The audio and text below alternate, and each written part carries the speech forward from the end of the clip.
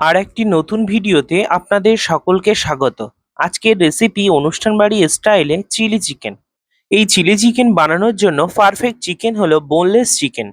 নামেই chilli chicken, তাই প্রথমে দিয়ে দিল রেড চিলি পাউডার, গোলমরিচ গুঁড়ো ও সামান্য কর্নফ্লাওয়ার ও ময়দা দিয়ে আদা রসুন বাটা ও একটা ডিম ভেঙে প্রথমে চিকেনটাকে ভালো করে ম্যারিনেশন করে নিতে হবে। পারফেক্ট চিলি চিকেন বানানোর জন্য কতগুলো গোটা মশলা মা এখানে ব্যবহার করেছে।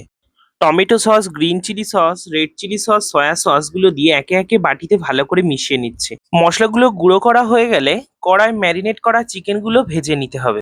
ওই একই তেলে গোটা শুকনো লঙ্কা, কুচনো রসুন, আদা কুচি, পেঁয়াজ কুচি, ক্যাপসিকাম একটু লবণ সহযোগে ভালো করে ভেজে নিতে হবে।